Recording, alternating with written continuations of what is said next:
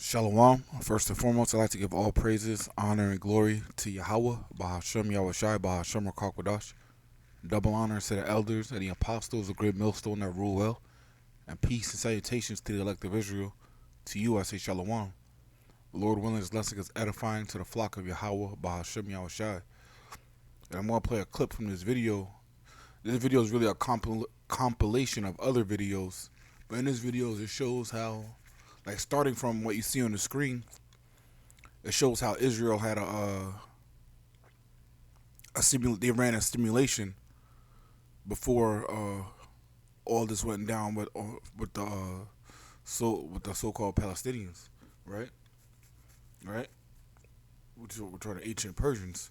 But also in this video it shows on somebody else that after this clip plays. Because the reason I started from this clip, because how Israel ran a simulation before this thing went down, the same way Babylon ran a simulation before the pandemic went down. Not Babylon, but the WEF. They ran a pandemic simulation. And then the year after that, or maybe the same year, I don't remember correctly. It's either the year after that or the same year, C-19 came out, man. And the lockdowns happened. But it's the same thing, man. I said that they were practicing and training on how would they handle this, right? And then just recently, Russia had a nuclear missile simulation as well too, right? So these are the tools Esau Edom uses, man. And this is the same thing, because actually let me get the scripture real quick. 2 Corinthians chapter 2 and verse 11. Lest Satan should get an advantage of us, we are not ignorant of his devices. Right, and when we go to this word, devices here, a mental perception, thought, an evil purpose, right? Basically, an evil plan, that which thinks the mind, thoughts, or purposes, right? All right, a perception, purpose, intellect, disposition itself, device, mind, thought, right? He thinks of these plans before he executes them, man. Order out of chaos, man. All right, this has been the plan of the elites, the wicked elites, man. All right, and it's crazy how Israel got attacked by 5,000 missiles by Hamas allegedly, when Israel has something called an Iron Dome, which is supposed to prevent missile attacks, and Israel as a country is a country that's basically, on lockdown 24/7, right? Because every citizen of Israel, every Israeli, has to join the military, man or woman. They have to spend at least 2 years, I believe. I think it's 2 years in the military, right? Also, and they also have the Mossad, and the Mossad is an intelligence agency, just like the CIA. So you mean to tell me in an area which like Gaza, which is bordered up, really, as it has a fence around the entire area, and they couldn't see these missiles coming, and the Iron Dome, Esau Edom is running the same plan that he ran, with Pearl Harbor, right? Because in Pearl Harbor, so-called Japanese or Ammon, they attacked Pearl Harbor, but Esau Edom knew before they were going to attack. They let the attack happen because they wanted to use those nuclear missiles, man. And it's just like now. I think it was Egypt and other nations warned Israel about the attack that was going to happen, but they let it happen because, let me see if I can find it.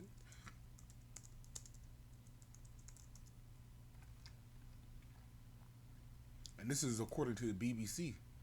Egypt warned Israel days before Hamas attack, U.S. committee chairman says. Right, so they were warned that the attack was going to happen, and they still let it happen. All right, because they're using the sword. This is part of their devices: the sword and wine, man. The sword and lies and philosophies, man. They're using this to, Lord willing, start off or kick off World War III, man. Right?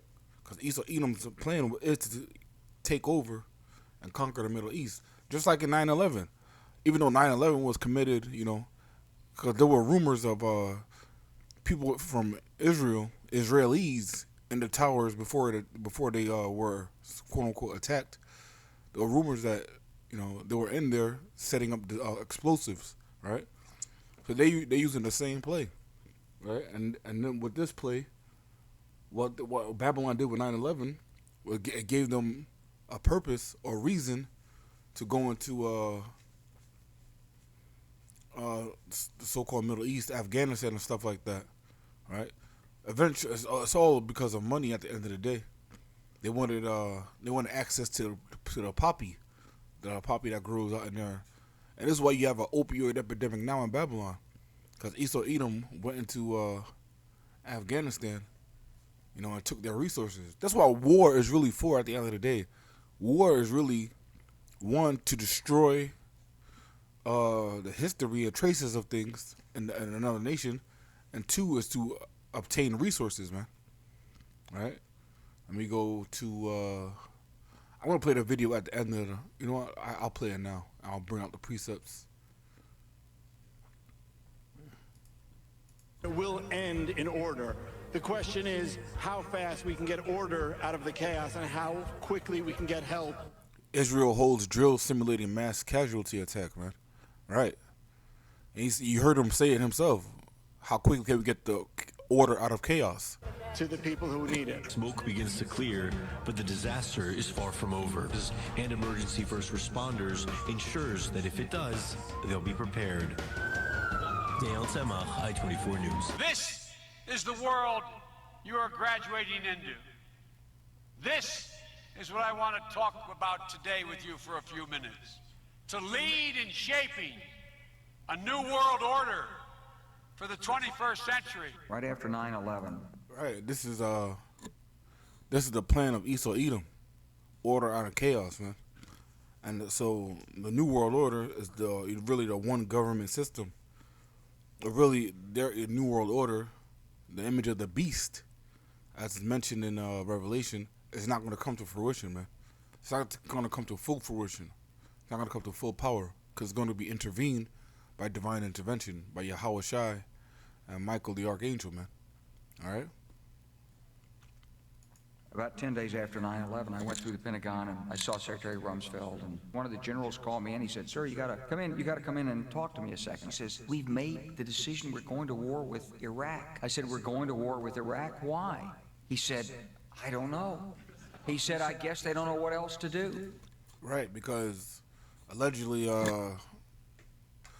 Osama bin Laden was from Afghanistan, but they wanted to go to war with Iraq. That was their plan, because I believe back then, if I'm not mistaken, there was several countries in the Middle East that didn't have the central banking system. All right, so now they go to war, take down their government, install puppets in their government in order to implement central banking, which ultimately will go down to the MOTB, man. Because let me see which countries.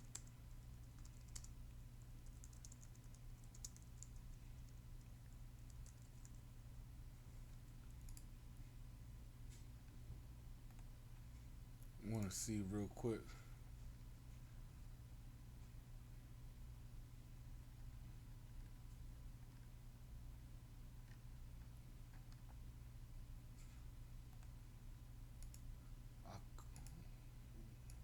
Let me see. When did Iraq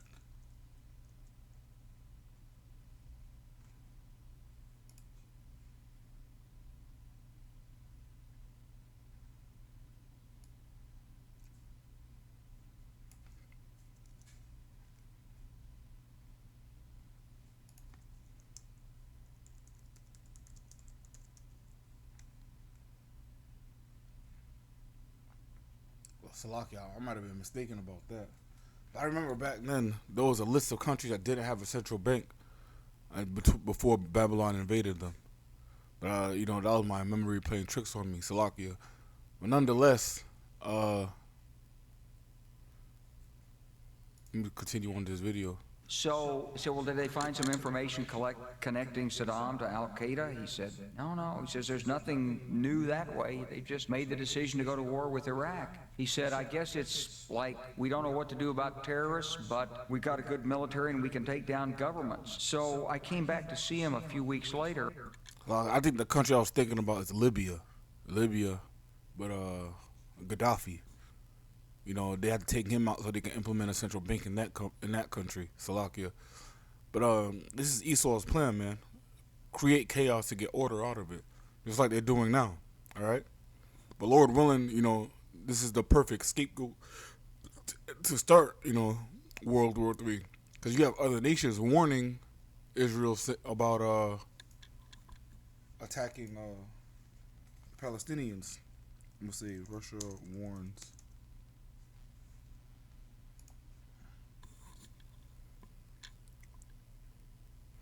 Russia warns about consequences of possible Israeli ground operation in Gaza.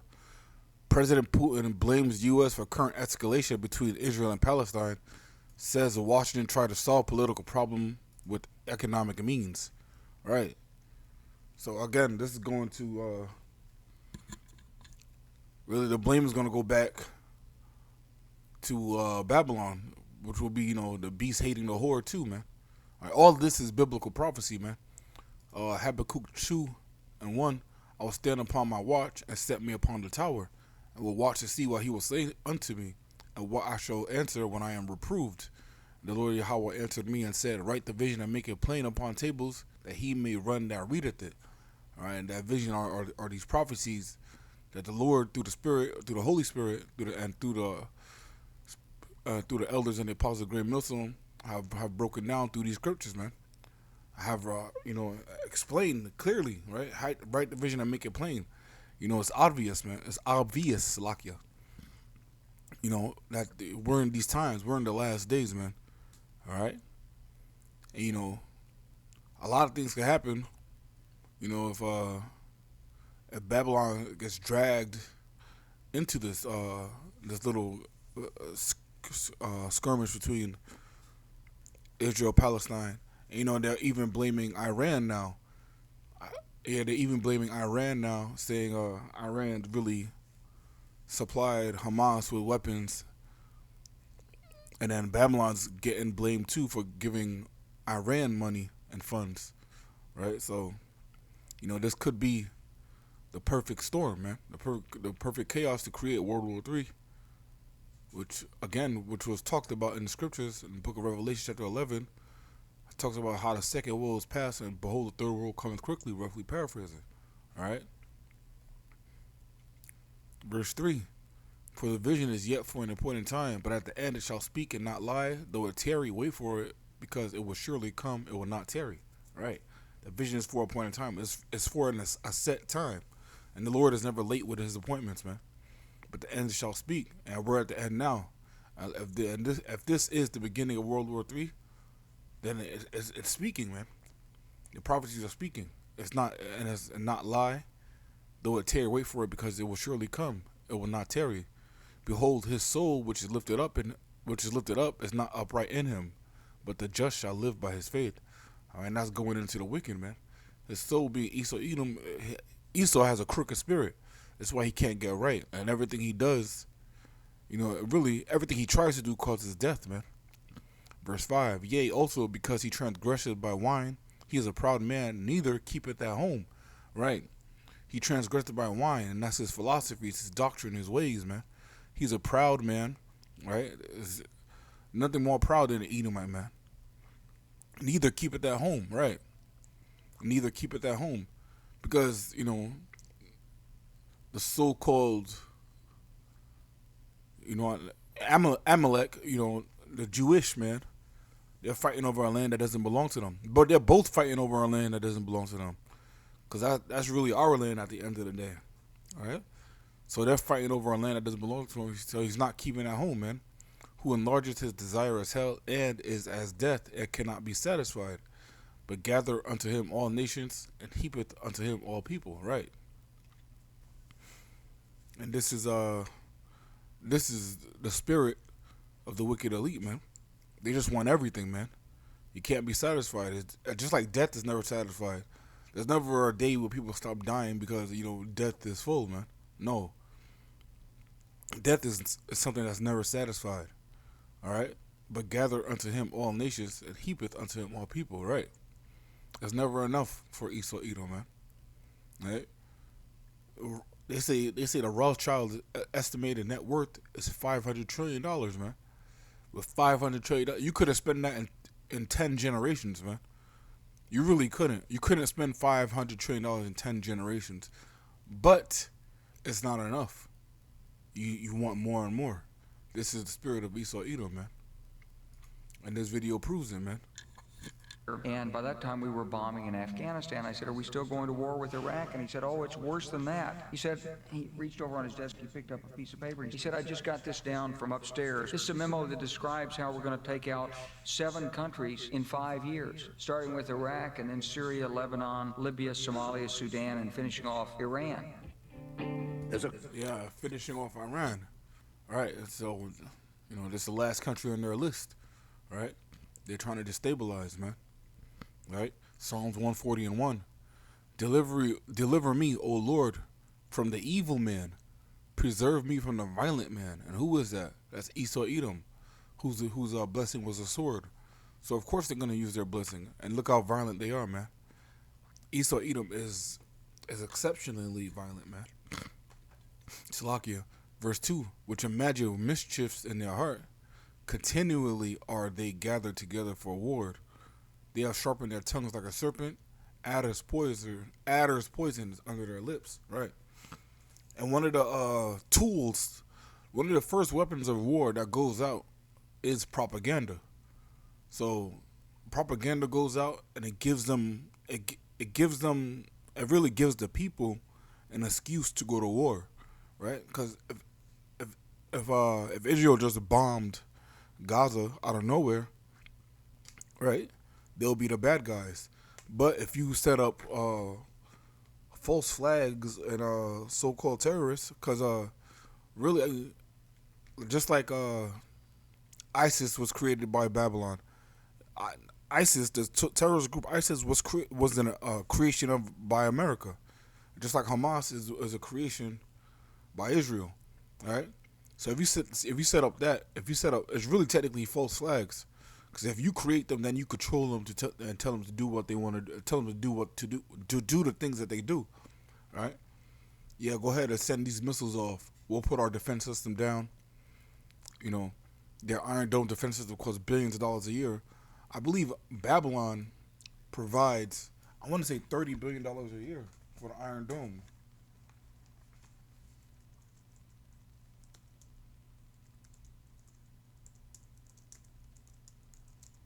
Salakia.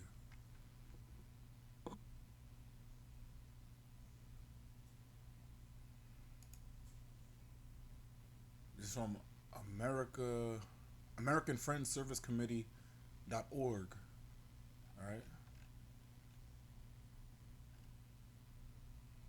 Salakia. The U.S. was directly involved in helping develop Iron Dome, providing $1.6 billion in funding for its development. During 2021, even before the September 23rd vote, the U.S. had already given Israel $500 million for Iron Dome and other missile defense systems. In 2018, U.S. and Israel signed a 10-year memorandum of understanding through which the U.S. committed providing Israel with $3.3 billion in military funding and $500 million in defense funding, including Iron Dome, annually. They recently approved $1 billion only adds to those funds. Salaki, I said $30 billion. I was way off. But it's a 10-year contract with $3.3 billion. So technically, I wasn't off. So they promised $30 billion, but they are giving $3.3 billion annually to another nation to protect itself. All right. So now let me go to Salakia. But you have a missile defense system this advanced, and you let those little 5,000 missiles go through. They're not even nuclear, or they weren't even hypersonic. So that proves that there is no defense for hypersonic missiles, man. which will be used to destroy America, man. All right, because once America and all these nations get gathered in the Valley of Jehoshaphat, just like it's written in the scriptures, you know, these other nations are going to let off these hypersonic missiles to Babylon to destroy it, man. But also, you know, in the heat of World War III, we're going to see the return of our Lord. But of course, these other prophecies have to come to pass, such as Jacob's trouble, such as the mark of the beast, and the implementation of the sea hip, economic collapse in Babylon, you know, and things of that nature, man. Which really all coincides with the war. So if this is the beginning of World War III, you know, we're really at the end of the end times, man. And also, in that video, the man listed Iraq, Iran, Libya, I think he says Sudan, with, let me go back to it real quick. This is a memo that describes how we're going to take out 7 countries in 5 years, starting with Iraq and then Syria, Lebanon, Libya, Somalia, Sudan, and finishing off Iran. Yep, there it goes, man. And now we got articles that says Syria says Damascus and Aleppo airports hit by Israeli missiles, man. So now Syria jumps into this. You know, we got Russia warning Babylon not to intervene in things of that nature, and Russia warning Israel, I should say, and Israel is ally to America, right? So hey, this could be the beginning of World War III. Lord willing, it is, man. Israel says military preparing to attack Gaza by sea, air, and land. Because remember, yesterday they gave Palestinians 24 hours to evacuate. I think they added on a couple of more hours to evacuate hospitals and things of that nature. So, you know, it's about to get on and popping. Israel has warned 1.1 million Palestinians living in North Gaza to evacuate south, and thousands have been fleeing by vehicle or on foot. And the crazy thing is, too, as they were fleeing, Israel was sending bombs over too. All right, so they're not really a man of their word, man. This is the violent man. Preserve me from the violent man. This is the violent man that the scriptures was talking about, man. All right, Esau Edom, with the chief of Esau Edom being these Amalekites, man. All right, but if this is the beginning of World War III, that means the word in the beginning of a new age, of a new rulership, man. Because what does it say in the book of real quick? 2nd Esdras, chapter 6.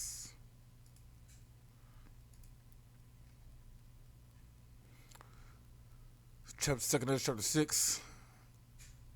I'll start at verse 6. Then did I consider these things, and they were all made through me alone, and through none other. By me also shall they be ended, and by none other. Right? The Lord declared the beginning from the end, man. The Lord declared the end from the beginning, right? So he knows how it's gonna end. He told us, he gave us a download of how it's gonna end, man. It's gonna end with violence at the end of the day. Then answered I and said, what shall be the parting asunder of the times? And asunder means parting, really division of two, right? What shall be the parting asunder of times? Or when shall be the end of the first and the beginning of it that followeth? And he said unto me, from Abraham unto Isaac, when Jacob and Esau were born of him, Jacob's hand held first the heel of Esau, right? And that was prophetic. This is why they included it in the scriptures, right? Why would you include two children being born? Esau was born first, but Jacob's hand holding the heel of Esau, right? Why wouldn't you include that? Why would you document that? Because that was prophetic, man. For Esau is the end of the world, and Jacob is the beginning of it that followeth, right? The hand of man is betwixt the heel and the hand. Other question, Esdras, asked thou not, right? So Esau is the end of the world, and the world really goes at the end of an age of rulership, man, right? So we're at the end of Esau's rulership, and Esau knows that. This is why he's using wine, propaganda, false doctrine, his sword, at the end of the day to try to maintain it, man. Revelation 12:12, man. He's doing anything he can to prolong his rulership, man. And really, that's the whole purpose of the MOTB, man. His purpose for the CHIP and implementing it for everybody and mandating it is to maintain rulership. But that's not going to happen according to biblical prophecy. For Esau is the end of the world, and Jacob is the beginning of it that followeth. Right? You see these other nations try to put themselves in line to rule after Esau, right? Like China, India, they're trying to put themselves in line to rule after Esau, but according to biblical prophecy, Jacob is going to rule after that, right? Under the spirit and power of Yahweh Hashem Yahushai, right? Because Yahweh Shai is going to reign supreme on this place, man. All right, and and his rulership is going to last forever, according to the scriptures, man. But the reason Esau Edom is losing his kingdom because he's gotten it the wrong way, right? First of all, it was given to him, right? The Most High set up the basis of men, right? According to Daniel chapter 4. But also, what he did with it was wicked. How he maintained it is wicked, and the things that he does, to maintain his rulership is wicked. All right, Ecclesiasticus, or the book of Sirach, chapter 10 and verse 8. Because of unrighteous dealings, injuries, and riches got by deceit, the kingdom is translated from one people to another. Right. We're in the translation period where the kingdom is going to be translated from Esau to Jacob. You so-called blacks, Hispanics, and Native Americans, under Yahweh Shai, man. All right, because unrighteous dealings, injuries, and riches gotten by deceit. So his lies, his rape, robbery, and murder of people, right? And because he was a proud man that never kept at home, he wasn't satisfied with the portion he got. He wanted it all. But the crazy thing is, we're going to get it all, man. We're going to get it all, and we're going to rule forever and live forever, right? This is what Esau Edom wishes he could do, right? This is why he's into transhumanism and trying to merge man with machine. He wants to live forever and rule forever, but he can't do that, man, because of unrighteous dealings, because his spirit is not upright in him. It's impossible for him to rule forever. The only reason we're going to get to rule forever is because we're never going to be able to sin again because of our new bodies that we're going to receive when Yahweh Shai returns, man. Because the only reason we're put into captivity is because we sinned. And if we're never going to sin again, our kingdom will never be translated to another people. All right? But I'm going to wrap it up with that. Lord willing, this lesson was edifying. Again, I want to give all praises, honor, and glory to Yahweh, Ba'ashem Yahushai, Ba'ashem Rakhakodash, double honor to the elders and the apostles of Great Milk, so now rule well. And peace and salutations to the elect of Israel. Until next time, we'll say Shalom and Abad Wabal.